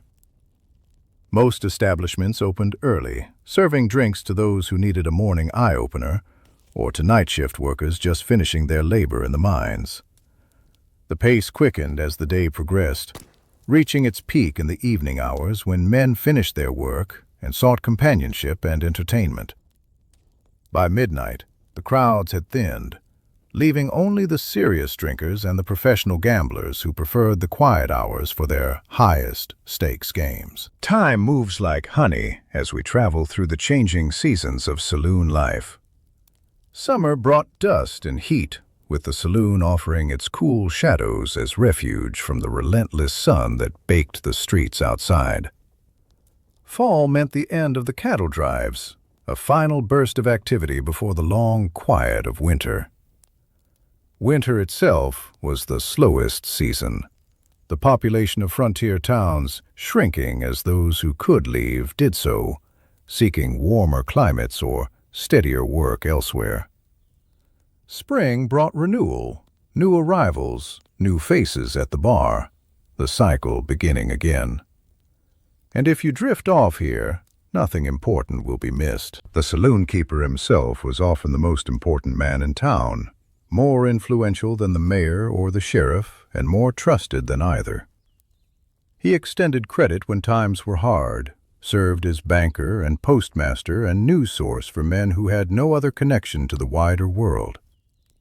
He knew everyone's secrets, and kept most of them, understanding that discretion was essential to his business. His establishment served as meeting hall, employment office, and social center, the one place where everyone eventually came, regardless of their station or their politics. Picture yourself watching as a saloon keeper goes about his evening rounds, managing his little kingdom with the skill of a diplomat. He moves from table to table, greeting regulars by name, making newcomers feel welcome, smoothly diffusing tensions before they can escalate into trouble. He has learned to read men the way a tracker reads signs, detecting danger in a glance, detecting opportunity in a conversation. His success depends on keeping his customers happy while keeping them spending, a balance that requires constant attention and adjustment. Slowly, the scene shifts to the forces that would eventually spell the end of the frontier saloon era. The changes that were already underway, even at the height of its glory. The railroads were spreading across the continent like iron veins, bringing Eastern values and Eastern laws to places that had grown accustomed to making their own rules. Towns that had once been weeks from civilization now found themselves mere days from the growing cities. And with that proximity came pressure to conform to standards that had never applied before. Meanwhile, somewhere in the distance, the whistle of a locomotive echoes across the plains, announcing arrivals and departures. The temperance movement, which had been gathering strength in the East for decades, began to extend its influence into the frontier states and territories. Religious leaders preached against the evils of alcohol, while women's groups organized boycotts and petitions, and sometimes more direct action against establishments they considered dens of vice. The saloon, once the unchallenged center of frontier social life, found itself under attack from forces it had never faced before. Let yourself drift back to consider the arguments that the temperance advocates made against the institution of the saloon. They pointed to families destroyed by alcohol, to wages squandered on whiskey instead of food and clothing, to the violence that seemed inseparable from drinking culture. They found allies among business owners who complained that drunken workers were unreliable workers, among wives who had seen their husbands transformed by drink, among the churches that saw the saloon as competition for the souls of their congregations. And if you drift off here, Nothing important will be missed. Breathe deeply and let the years fade away. The frontier itself was closing. The great empty spaces that had defined American life for generations finally being filled in by farms and towns and fences. The last cattle drives ended as barbed wire fenced the open range, making it impossible to move herds across country the way they had always been moved. The last gold rushes played out as the easily accessible deposits were exhausted, leaving only the hard rock mining that required capital and machinery. The last territories achieved statehood, their wild days receding into memory even as new residents arrived seeking respectable lives in respectable communities. In the gentle flow of time, the saloons began to change in response to these pressures. Some cleaned up their images, removing the gambling tables and the painted ladies, transforming themselves into something more closely resembling the family restaurants and hotels of the East. Others simply closed, their owners recognizing that the world that had created them was passing away. A few held on, growing shabbier and more desperate as their customers aged and their neighborhoods changed around them. Picture yourself watching a saloon keeper make the difficult decision to adapt or die. He removes the gaming tables one by one, storing them in the back room where they gather dust, relics of a past that is slipping away. The painted ladies are let go with whatever severance he can afford, sent out into a world that offers them fewer options than the frontier once did. The bar remains, of course, the eternal heart of the establishment, but everything around it changes. White tablecloths appear, and menus offering respectable food. The swinging doors are replaced with something more substantial, more civilized. And if you drift off here, nothing important will be missed. The women of the temperance movement marched through frontier towns with a determination that their opponents often underestimated. They carried Bibles and sang hymns, but their methods could be surprisingly aggressive. Some chapters organized boycotts of businesses that served alcohol. Others engaged in what they called hatchetation, the physical destruction of saloon property with axes and hammers, a tactic made famous by Carrie Nation in Kansas. The saloon keepers who had faced down outlaws and survived gunfights found themselves confronting an enemy they did not know how to fight. Slowly, the scene shifts to the children of the frontier, the generation that grew up in the shadow of the saloons and would be the last to remember them in their original form. These children played in the dusty streets outside, sometimes sneaking glances through the swinging doors at the mysterious adult world within. They heard their mothers warn them against the evils of drink, and their fathers defend the right of a free man to spend his wages as he pleased. They would carry these memories into the 20th century, passing them down to children and grandchildren who would know the frontier saloon only through stories. Breathe deeply and let the years fade away. The economics of the changing West made the survival of traditional saloons increasingly difficult. As the mining camps played out and the cattle trails closed, the customer base that had supported these establishments simply evaporated. A town that had once boasted a dozen saloons might find itself with only one or two, and those struggling to survive on a fraction of their former business. The professional gamblers moved on to more promising territories, followed by the prostitutes and the con men, and all the other colorful characters who had given the frontier its distinctive flavor. Feel the weight of history around you as the 19th century draws to a close. The Wild West was becoming something that existed primarily in memory and in the popular entertainments that were already beginning to romanticize it. Buffalo Bill's Wild West show toured the country and the world, presenting a theatrical version of frontier life that bore little resemblance to the messy, complicated reality. The dime novels multiplied, each one adding new layers of legend to figures who had often been ordinary men doing ordinary work in extraordinary circumstances. Time moves like honey as we consider the fate of individual saloons. The Long Branch closed in the 1880s, its building eventually demolished to make way for new construction. The Oriental in Tombstone survived longer, but eventually succumbed to the same forces that were transforming the entire West. One by one, the famous establishments of the frontier era shuttered their doors for the last time, their regulars dispersing, their stories becoming the raw material for legends. Picture yourself walking through a frontier town in the early years of the new century, searching for traces of the saloons that once defined its character. Where the Long Branch stood, perhaps there is now a dry goods store or bank, its respectable brick facade giving no hint of what came before. Where cowboys once tied their horses to hitching posts, automobiles are beginning to appear, their coughing engines startling horses that have not yet learned to share the streets with these mechanical intruders. The world is changing faster than anyone expected, and the saloons are changing with it, or disappearing entirely. And if you drift off here, nothing important will be missed. The old men who gather on benches in the town square remember when things were different.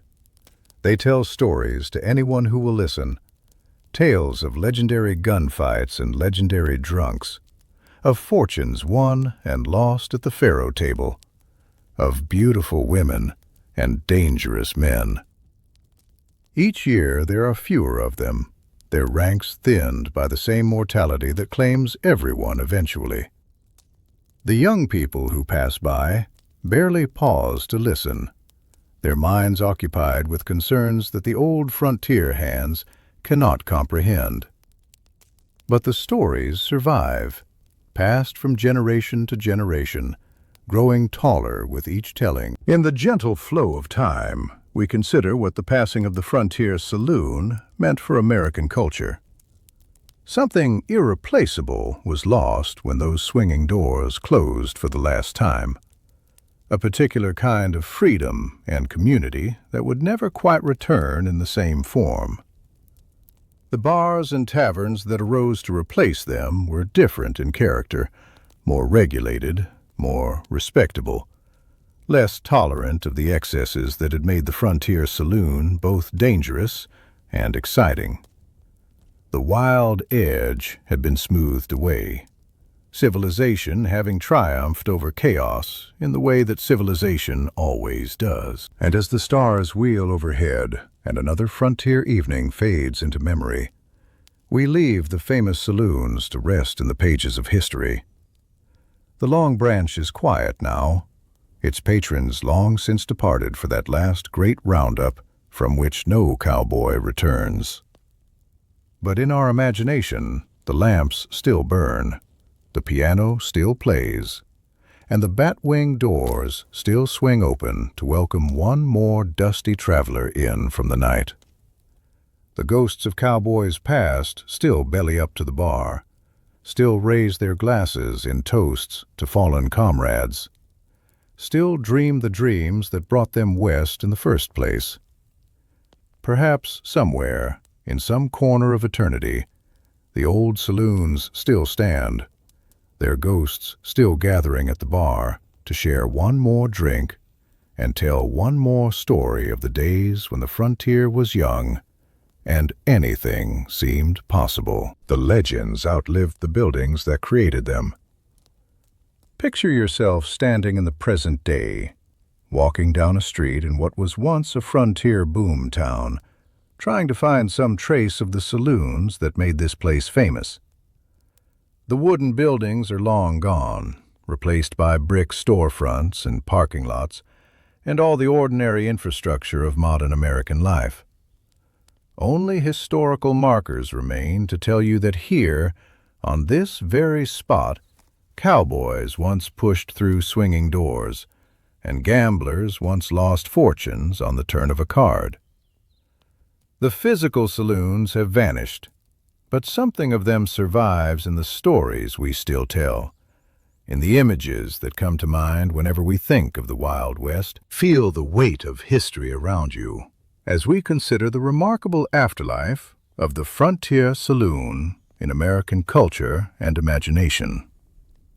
Almost from the moment the real frontier closed, a mythologized version began to take its place.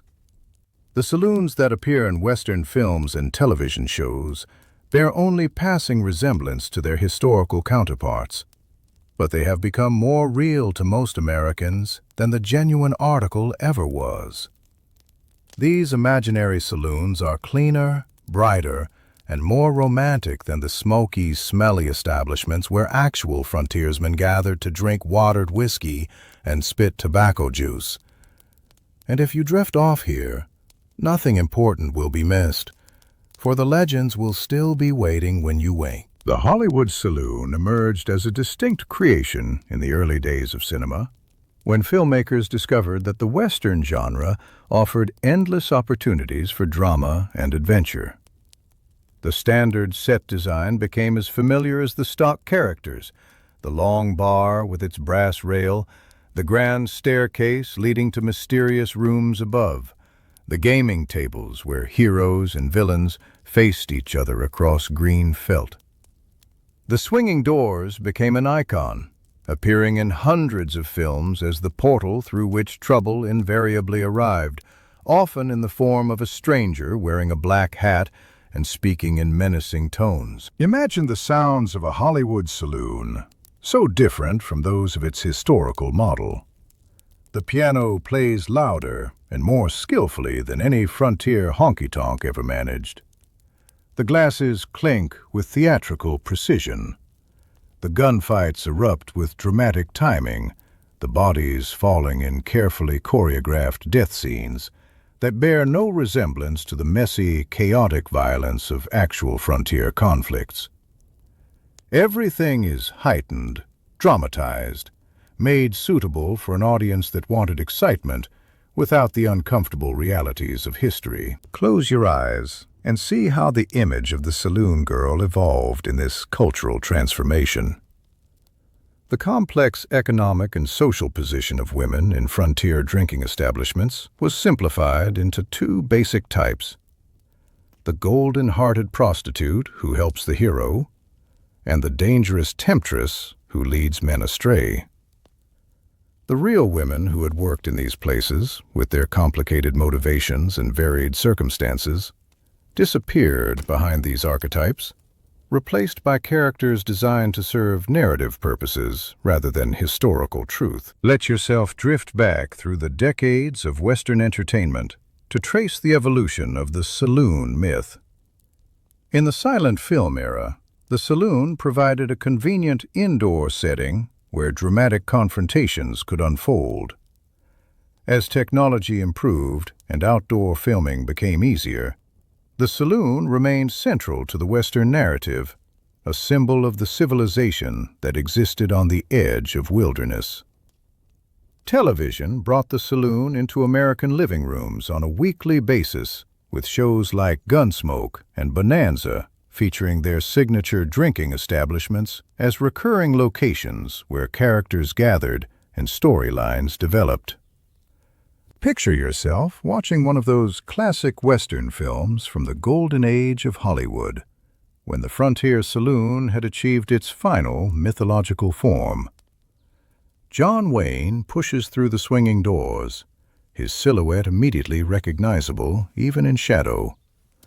The room falls silent as every eye turns toward this newcomer, this stranger who might be friend or enemy, hero or villain. The tension builds in that eternal moment of recognition, the pregnant pause before action erupts or subsides. This is the saloon as theater, as ritual space, as the stage upon which American mythology plays out its eternal dramas of good and evil. The music of these cinematic saloons deserves its own consideration in this quiet hour. The honky-tonk piano became a symbol of frontier entertainment. The though the actual pianos in frontier saloons were often poorly tuned and badly played. The movie piano is always in perfect tune, its ragtime rhythms providing a cheerful counterpoint to the violent dramas unfolding around it. Sometimes the music stops to signal danger, the sudden silence more ominous than any gunshot. The skillful manipulation of sound became one of the ways filmmakers could control their audience's emotional responses to the saloon scenes they were watching. Slowly, the scene shifts to consider what the real historical saloons can teach us about the frontier experience, stripped of romantic embellishment. These were not glamorous establishments, but functional spaces that served essential needs in communities that had little else. They provided shelter and warmth, food and drink, companionship and entertainment in places where such things were scarce. The men and women who gathered in them were not heroes or villains, but ordinary people trying to survive and perhaps prosper in difficult circumstances. And if you drift off here, nothing important will be missed. The violence that occurred in frontier saloons, while real, was far less common than popular culture suggests. Most evenings passed without incident, the greatest danger being the hangover that awaited those who drank too much of the questionable whiskey.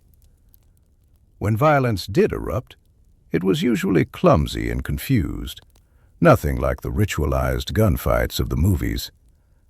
The famous showdowns at high noon, the quick-draw contests that have become synonymous with the Western genre, were largely inventions of later storytellers seeking to impose narrative order on the chaos of actual frontier life. Feel the weight of history around you as we consider the economic realities behind the myths. The frontier saloon was a business, run by entrepreneurs who were trying to make money in a challenging environment. They adapted to their circumstances, offering whatever services their customers demanded and whatever goods they could obtain. Some grew wealthy, building empires that extended across multiple establishments in multiple towns. Others failed, their dreams dissolving in the same whiskey they sold to their customers. The line between success and failure was often thin, determined by factors as random as the location of a new railroad line or the discovery of gold on a nearby hillside. Time moves like honey as we travel through the social functions that the saloon served beyond simple drinking. In a world before mass media, the saloon was where news traveled, carried by travelers who stopped for a drink and shared what they had seen and heard along the way. It was where business deals were made, handshakes sealing agreements that would have required lawyers and contracts in more established communities. It was where politics happened, candidates buying drinks and making promises in smoky rooms, far from the formal processes of Eastern democracy. And you can let this moment blur softly as we consider the deeper meanings embedded in the frontier saloon. The saloon represented something fundamental about the American frontier experience: the tension between civilization and wilderness, between order and chaos, between community and individualism. It was a civilized space in an uncivilized land, a place where the rules of society applied, even when those rules were different from the ones that governed life back east. The man who walked through those swinging doors left behind the lawless world outside and entered a space governed by its own customs and expectations, its own hierarchies and codes of behavior. Breathe deeply and let the years fade away. The democracy of the saloon was real in ways that the formal democracy of American politics sometimes was not. At the bar, a man's past mattered less than his present behavior. Wealth and poverty stood side by side, united by their common humanity and their common thirst. The social distinctions that divided Eastern society relaxed in the frontier saloon, though they never entirely disappeared. A man could reinvent himself in these spaces, leaving behind whatever failures or scandals had driven him west, and starting fresh with a new identity and a new reputation. In the gentle flow of time, consider what was lost when the frontier saloons closed and the era they represented came to an end. Something wild and free passed out of American life, replaced by the more ordered existence that progress demanded. The saloons that survive today as tourist attractions offer only a sanitized version of the original experience, their rough edges smoothed away, their dangers eliminated, their authentic character sacrificed to modern sensibilities. We can visit these places and try to imagine what they were like, but we can never truly know. The Prohibition era that followed the closing of the legal saloons deserves consideration in our exploration of this legacy. From 1920 to 1933, the manufacture and sale of alcohol was banned throughout the United States, the culmination of decades of temperance activism. The frontier saloons were long gone by then, but the spirit that had animated them survived in the speakeasies and blind pigs that arose to serve the apparently unquenchable American thirst. In these hidden establishments, something of the old frontier freedom persisted, the willingness to defy authority and make one's own rules that had characterized the Wild West. And if you drift off here, nothing important will be missed. Picture yourself walking through one of these preserved or reconstructed saloons, trying to connect with the spirit of the place. The bar may be original, polished by a century and more of hands. The mirror behind it may have reflected the faces of genuine frontier characters, men whose names we might recognize from history books or Hollywood films. But the context has changed so completely that the building itself can only gesture toward what it once meant. The danger is gone, the desperation is gone. The raw need that drove men to seek refuge in these places has been replaced by the mild curiosity of tourists. The gift shops that occupy many of these preserved saloons sell souvenirs that would have puzzled their original patrons. Shot glasses bearing the establishment's name, postcards showing staged photographs of actors in period costume, refrigerator magnets and keychains, and all the other merchandise of the modern tourism industry.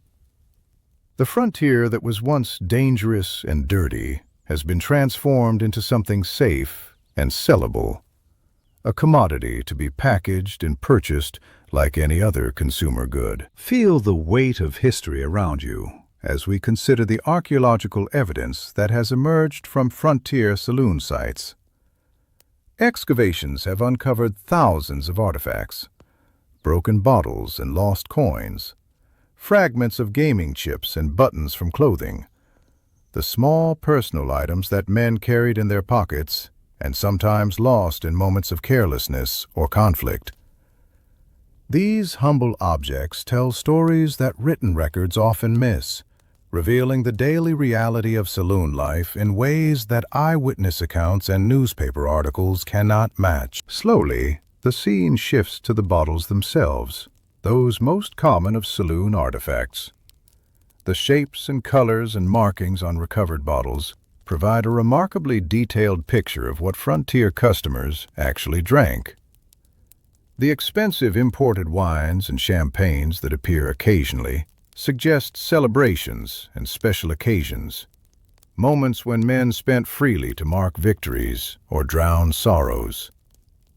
The endless parade of whiskey bottles, many of them bearing the names of local distributors rather than distant distilleries, confirms the central place of hard liquor in frontier drinking culture. Close your eyes and see the other artifacts that excavations have revealed. Gaming pieces suggest the variety of gambling that occurred: poker chips and dice, tokens for faro and monte, the small items that men handled as they wagered their wages on the turn of a card or the roll of the dice. Personal items like pocket watches and penknives speak to the clientele, men who carried the tools of their trades, and the small comforts that connected them to lives left behind. Ammunition found at some sites reminds us that violence, while not constant, was always possible in these establishments. Let yourself drift back to consider what the historical record tells us about specific individuals who worked in or frequented frontier saloons. Beyond the famous names that everyone knows, thousands of ordinary people passed through these establishments, their stories largely lost to history. We catch glimpses of them in court records and newspaper accounts, in letters and diaries, but most remain anonymous, their experiences accessible only through imagination and inference. And if you drift off here, nothing important will be missed, for their stories are safe in the keeping of history. Meanwhile, somewhere in the distance, the modern world continues its busy existence, paying little attention to the frontier past that shaped it. The saloon has left its mark on American language and culture in ways that most people never notice. Phrases like bellying up to the bar and drinking under the table originated in frontier drinking establishments. The very word saloon, once a neutral description, acquired its negative connotations from the temperance movement's campaign against these places, so that today it suggests something slightly disreputable, something from a wilder and less civilized time. Time moves like honey as we consider the legacy of the frontier saloon in the broader sweep of American history. These establishments were neither the dens of vice that reformers claimed, nor the romantic gathering places that nostalgic storytelling has created. They were simply businesses, serving customers in a market economy, adapting to conditions that were often challenging and sometimes dangerous. The people who ran them and the people who patronized them were doing what people have always done, seeking profit, seeking pleasure, seeking connection with others in a world that could be lonely and harsh. The descendants of those frontier saloon keepers and their customers are scattered across America today, most of them unaware of the connection they bear to that vanished world. The genes that carried men and women across the prairies and into the mining camps now express themselves in office workers and teachers and truck drivers, in all the ordinary occupations of modern life. But somewhere, in the collective memory of the nation, the spirit of the frontier saloon persists, a reminder of a time when America was still being invented, and anything seemed possible. Feel the weight of history around you as we prepare to close this chapter of our journey through the frontier past. The Wild West Saloon existed for barely half a century, a brief moment in the long history of American drinking culture. Yet it has achieved an immortality that its founders could never have imagined, becoming a permanent fixture of the national mythology.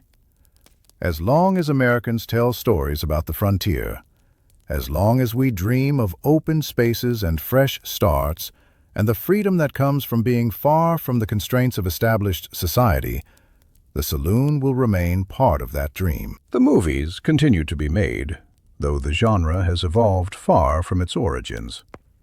Modern westerns are darker, more morally complex, more willing to acknowledge the violence and injustice that accompanied the settlement of the frontier. But the saloon remains a fixture, still recognizable after all these years, still serving the same narrative functions it has always served. When a filmmaker needs a setting for confrontation, for revelation, for the turning points that drive their stories forward, the saloon is there, waiting behind its swinging doors. And if you drift off here, nothing important will be missed. Breathe deeply and let the years fade away one final time. The frontier is closed now, the wilderness tamed, the open range divided and fenced and developed beyond recognition. The men who pushed through those swinging doors are all gone, their bones resting in forgotten cemeteries across the West, their names largely lost to time. But something of their spirit survives in the stories we tell, in the images that flash through our minds when we think of the Wild West, in the peculiarly American belief that somewhere out there, beyond the horizon, adventure and opportunity still wait for those bold enough to seek them. In the gentle flow of time, the Saloon stands as a monument to a particular moment in American history, when the nation was young and its possibilities seemed limitless. It was a flawed institution, certainly, complicit in many of the injustices and tragedies that marked the frontier era. But it was also a human institution, serving human needs, reflecting human desires for warmth and companionship and escape from the difficulties of daily existence. In this way, it connects us to the frontier past more directly than any monument or museum, reminding us that the people who lived that history were not so different from ourselves. Picture yourself one last time in that frontier saloon, surrounded by the ghosts of all who came before. The bartender nods as he pours your drink, the same practiced motion repeated countless times over countless years. Around you, the phantom shapes of cowboys and gamblers and painted ladies go about their eternal business, forever frozen in that golden moment before the frontier closed and the world changed forever. The piano plays softly in the corner, a melody that seems to come from very far away, from a time that exists now only in memory and imagination. And now, as the last lamp dims and the final glass is emptied, we leave the Wild West Saloon to rest in the pages of history.